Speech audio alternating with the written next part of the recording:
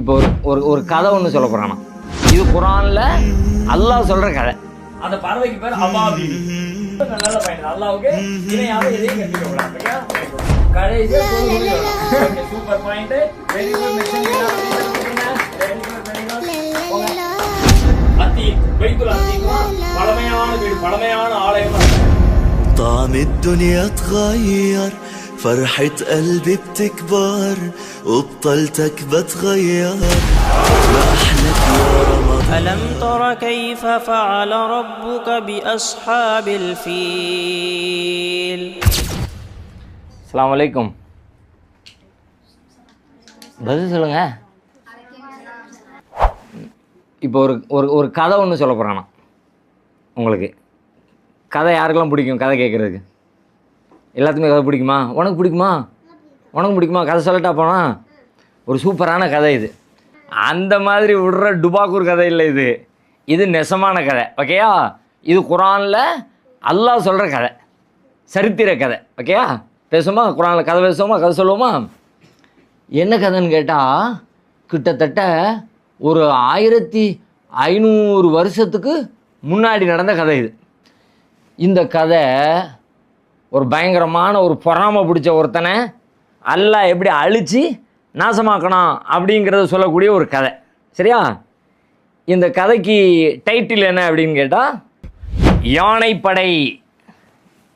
கதையுடைய தலைப்பு என்ன? யானைப்படை. யானைப்படை அப்படின்னோடனே உங்களுக்கு என்ன நினைவு வருது?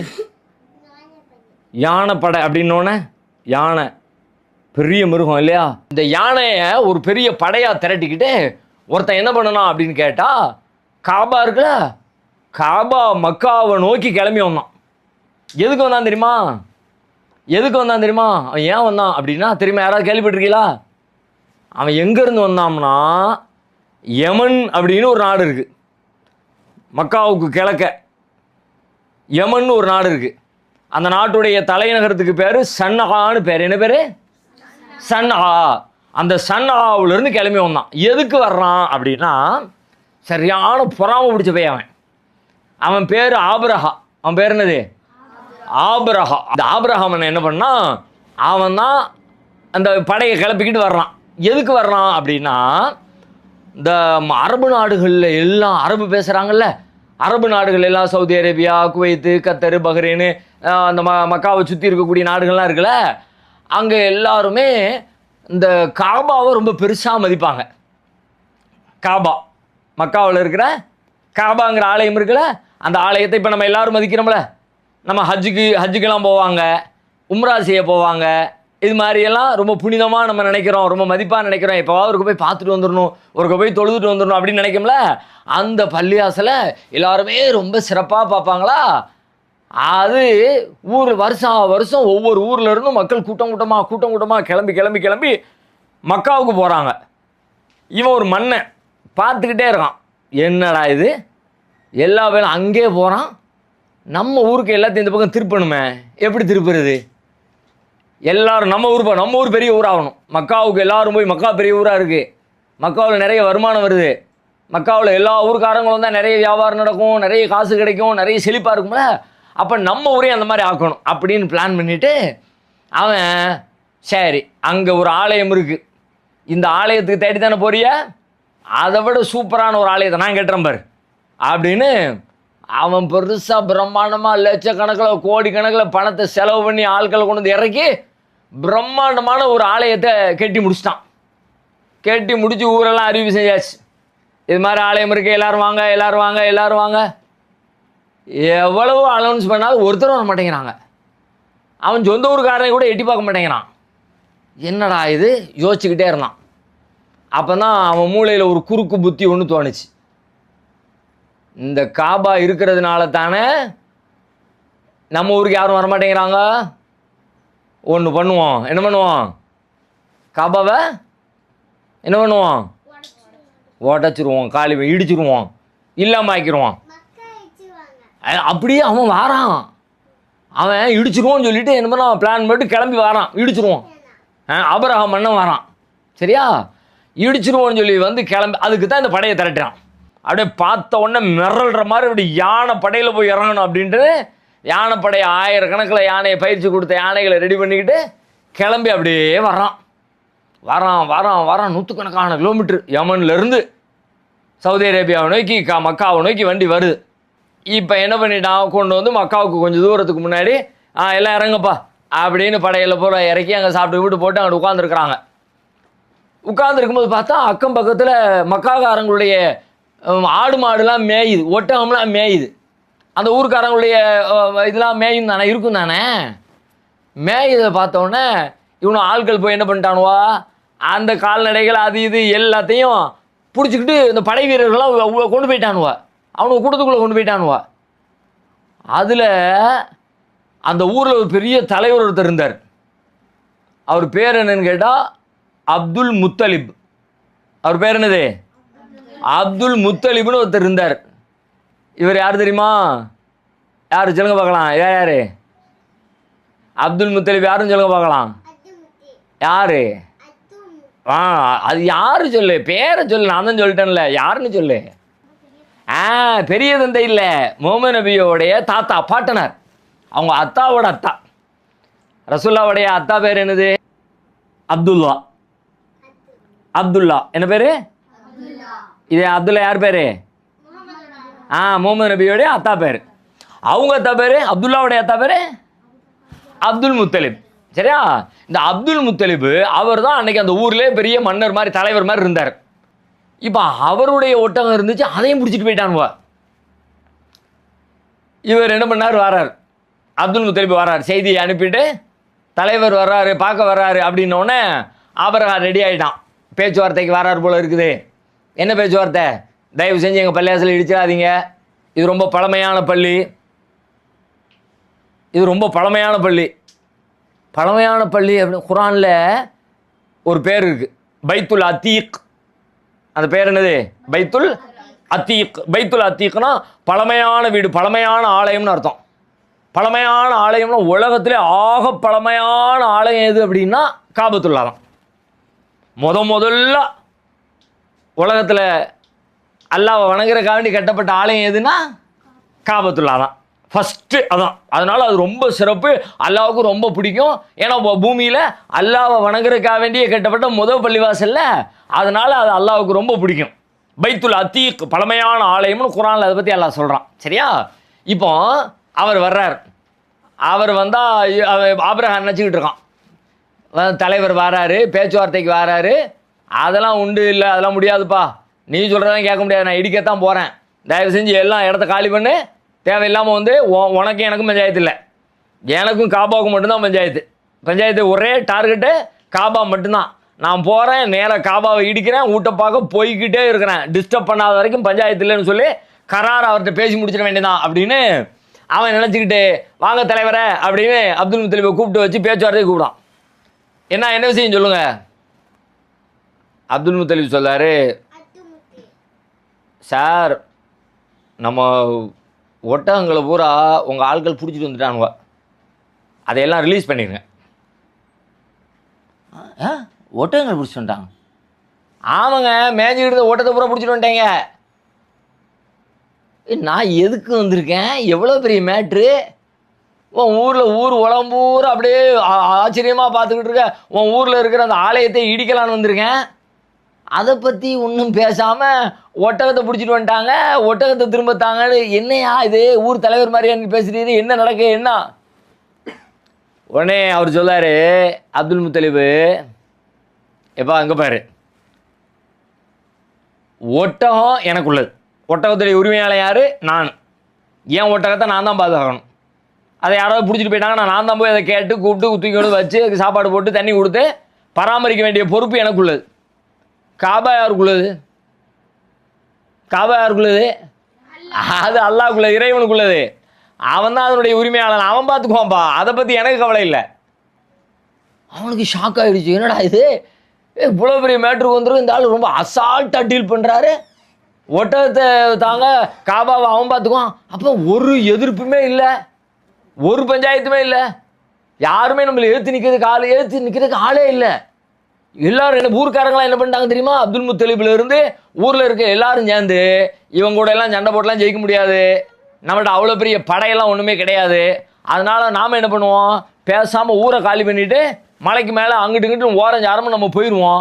அப்படி நம்ம உசுரை காப்பாற்றிக்குவோம், எல்லாம் அவனுடைய ஆலயத்தை காப்பாற்றிக்குவோம் அப்படின்னு எல்லாரும் ஊரை காலி பண்ணிட்டு அங்கிட்டு இங்கிட்டு போயிட்டாங்க. இவனுக்கு எதிர்ப்பே இல்லை.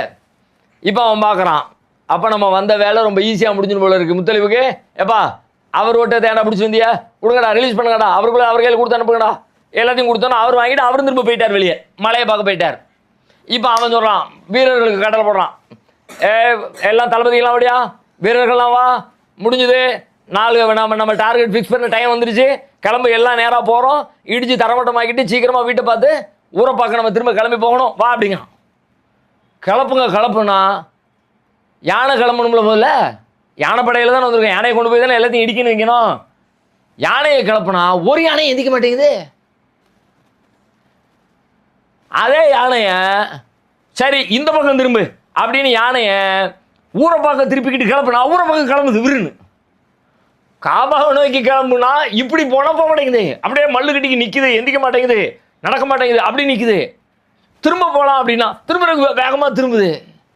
என்னடா இது அப்படின்னு அவன் மல்லு கட்டிக்கிட்டு இருக்கிறான். இப்போ தான் அல்லாஹ் பார்க்குறான். இவ்வளோ நேரம் அல்லாஹ் வேடிக்கை பார்த்தான், நடக்க என்ன செய்கிறான்னு பார்ப்போம், என்னதான் நடக்குன்னு பார்ப்போம், உலகத்துக்கு இதை வச்சு நிறைய பாடம் சொல்லி கொடுக்க வேண்டியது இருக்கு, நடத்துகிற வரைக்கும் நடத்தட்டும் அப்படின்னு பார்த்துக்கிட்டே இருந்த அல்லாஹ் இப்போ தான் என்னுடைய ஆலயத்தை, பழமையான ஆலயத்தை, ஆதம் நபி கட்டின பள்ளியாசல், என்னுடைய ரொம்ப பிரியமான தூதர் இப்ராஹிம் நபி கட்டின பள்ளிவாசல், அந்த பள்ளிவாசல் உலக மக்களுக்கெல்லாம் கிபிலாவாக இருக்கிற அந்த பள்ளிவாசல், உலக மக்களுக்கெல்லாம் கிபிலாவாக இருக்கிற பள்ளிவாசல் தெரியும் தானே. இப்போ நம்ம போய் பள்ளிவாசலில் தொழுகிறோம்ல, இப்படி பார்த்து இமாம் அங்கே நிற்கிறாரு, நம்ம பின்னாடி இப்படி நின்று தொழுகிறோம்னு வச்சுக்க, இது எந்த திசை, எந்த திசையை பார்த்து தொழுவோம் இப்போ?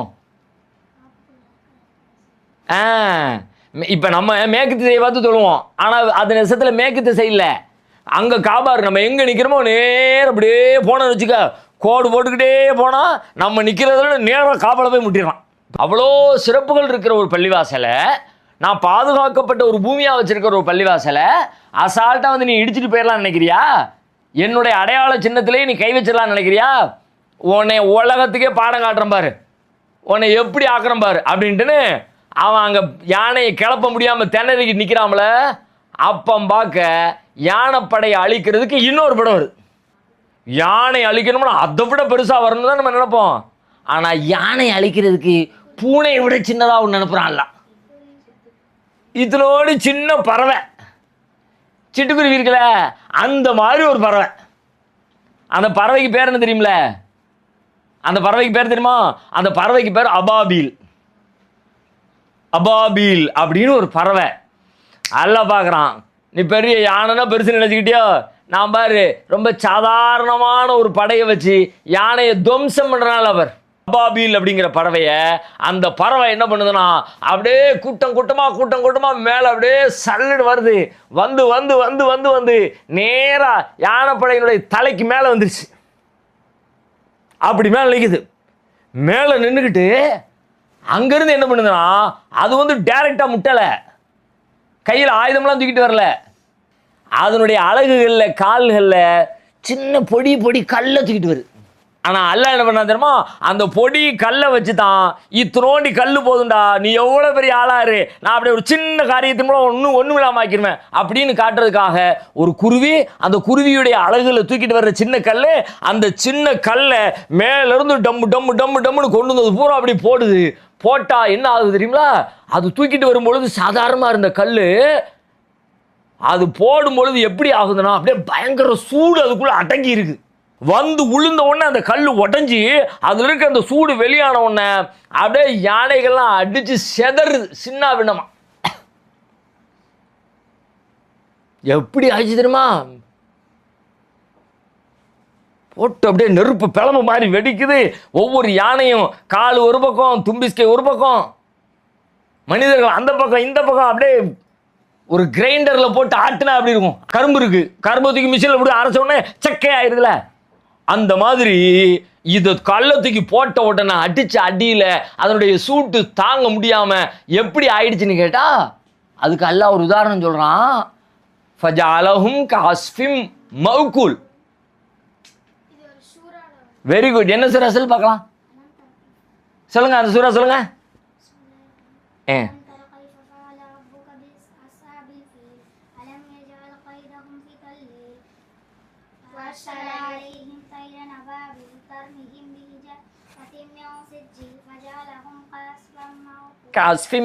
Very good, super. எல்லாரும் கிளாப் பண்ணிருங்க. அழகா ஓதிட்டீங்களே. இந்த சூறால தான் இந்த வரலாறே சொல்லலாம். இப்போ நான் சொன்ன இந்த கதையை நீ படிக்கணும்னா எங்கே போய் படிக்கணும்னா இல்லை கஷ்டப்பட தேவையில்லை. இந்த சூறாவை குரானில் எடு, பக்கத்தில் தமிழில் மொழிபெயர்த்து வச்சுருப்பாங்கள்ல, எழுதியிருப்பாங்கல்ல, படி. அப்படியே நான் சொன்னது பூராக்குள்ளே இருக்கும்.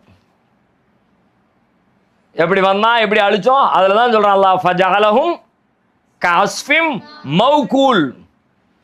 அஸ்ஃப்னா என்னன்னா வைக்க இருக்கு தெரியுமா, வைக்கலாம் தெரியுமா, மாடு நல்லா திங்கும். அந்த வைக்கலை மாட்டு வாயில் கொடுத்து மாடை திங்க விட்டுட்டோம். மாடு வாயில் போட்டு நல்லா சவைக்குது. சவைச்சி சாப்பிட்றதா இருந்தால் முழுங்கணும்ல, முழுங்குறதுக்கு முன்னாடி நல்லா சவைச்சிட்டு துப்பிட்டுன்னு வச்சுக்க, அது எப்படி இருக்கும்? சும்மா பார்த்தாலே வைக்கல ஒரு மாதிரியா கொச்ச கொச்சன்னு தான் இருக்கும். அந்த கொச்ச கொச்சன்னு இருக்கிற வைக்கலை வாயில் தூக்கி போட்டு மாட்டு வாயில் நல்லா அரைச்சி வெளியே துப்புனா அப்படியே ஒரு மாதிரியா கொச்ச கொச்ச கொச்சன்னு ஆயிரும்ல. அல்லாஹ் சொல்றான் ஃபஜஅலஹும் கஅஸ்ஃபிம் மௌகூல். அவர்களை தின்று உமிழப்பட்ட தின்னு துப்பப்பட்ட வைக்கலை மாதிரி ஆக்கிட்டோம். வைக்கலை சவைச்சு துப்புனா எப்படி இருக்கும் அது மாதிரி ஆக்கிட்டான். ஸ்டார்டிங்கில் அப்படி தான் கேட்பான்ல, அலம் தர கைஃப ஃபஅல ரப்புக பி அஸ்ஹாபில் ஃபீல். இந்த யானைப்படையை எப்படி அழிச்சான்னு பார்த்தீங்களா?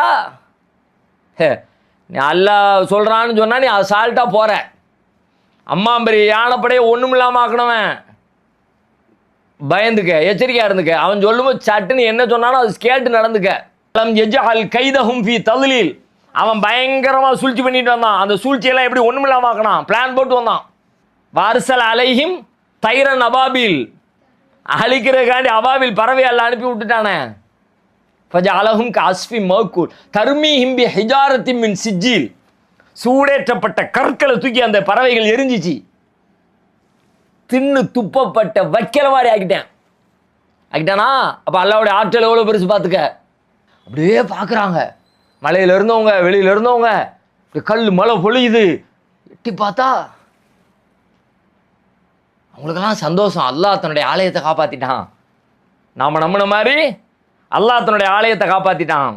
தன்னுடைய படையை கொண்டு காப்பாற்றிட்டான். தன்னுடைய தனிப்பெரும் ஆற்றலாக காப்பாற்றிட்டான். காபா மக்கால இருக்க காபாவை இப்படி காப்பாற்றுவோம். கியாம் உலகாளிய போகிற காலம் வரைக்கும் எல்லாம் காப்பாற்றும். அன்னைக்கு மட்டும் இல்லை, இப்பவும் எவனாவது ஒருத்தன் பிளான் பண்ணி போனான்னு வச்சுக்க, அவனுக்கும் அதே தான். உலகம் முடிகிற நாள் வரைக்கும் இந்த காபாவை மட்டும் எவனும் ஒன்றும் டச் பண்ண முடியாதுன்னு ஒரு பாதுகாப்பு பூமி மாதிரி எல்லாம் ஆக்கி வச்சிருக்கான். இப்போ அழிஞ்சாச்சு, எல்லாம் முடிஞ்சிருச்சு. அந்த வருஷம் ஒரு முக்கியமான நிகழ்ச்சி நடக்கு அந்த ஊரில். சாதாரண நிகழ்ச்சி இல்லை, உலகமே திரும்பி பார்க்குற. 1000 வருஷம் 2000 வருஷம் ஆனாலும் கூட உலகத்துக்கு தேவைப்படுற ஒரு முக்கியமான நிகழ்ச்சி அந்த வருஷம் நடக்கு. என்ன நிகழ்ச்சி தெரியுமா? ஏதாவது கெஸ் பண்ணுங்க பார்க்கலாம். என்ன நிகழ்ச்சி? முகமது நபி அந்த வருஷம் தான் பிறக்கிறாங்க. ரபியுல் மாதத்தில் பிறக்கிறாங்களா? மாதம் ஓகே, வருஷம் நான் சொல்கிறது அந்த மாதம். இந்த ரபியுல் மாதத்தில் யானைப்படை அப்படி இல்லை. யானைப்படை எந்த ஆண்டு அழிக்கப்பட்டுச்சோ அந்த வருஷத்தில் ரசூல்லா பிறக்கிறாங்க, முகமது நபி பிறக்கிறாங்க. அதனால தான் அல்லாஹ் மற்ற எந்த பேருமோ அதில் சொல்லலை. பிறந்த ஊருக்குள்ளே எல்லாத்துக்கும் ரொம்ப சாதாரண தெரிஞ்ச செய்தி தானே. அதனால் தெரியும்ல, அலம் தர கைஃப ஃபஅல ரப்புக பி அஸ்ஹாபில் ஃபீல். யானைப்படையை அல்லாஹ் எப்படி அழிச்சான்னு தெரியும்ல. ரசூல்லா அந்த காலம் அப்போ தான் பிறந்தாங்க. அதுக்கு பிறகு 63 வருஷம் நபிகள் நாயகம் ஸல்லல்லாஹு அலைஹி வஸல்லம் உயிரோடு இருந்து மக்களுக்கு இஸ்லாத்தை எடுத்து சொன்னாங்க. அப்போ இந்த கதையிலிருந்து நாம் நிறைய விஷயங்களை நிறைய பாடங்களை பெறணும். கதை கேட்கறது இல்லை நோக்கம். இந்த கதைகளை எல்லாம் சொல்கிறது எதுக்கு? நல்ல சுகமா அப்படின்னு கேட்டுட்டு அப்படி சும்மா இருக்குல்ல, நம்ம சரியாக இருக்கணும். இந்த மாதிரி நிறைய கதைகளை குர்ஆன் சொல்லுது. நம்ம அடுத்தடுத்து இது மாதிரி குர்ஆனில் சொல்லக்கூடிய சூப்பரான கதைகளை ஒன்று ஒன்றா பார்ப்போம், அதன்படி வாழ்வோம் இன்ஷா அல்லாஹ். சரியா? எல்லாரும் வாழலாமா? இப்போ நம்ம பேசிக்கிட்ட மாதிரி வாழலாமா இன்ஷா அல்லாஹ்? அடுத்தவங்களுக்கு கேலி செய்யாமல், அடுத்தவங்க மேலே பொறாமப்படாமல், அல்லாஹ்வுடைய நம்பிக்கையோட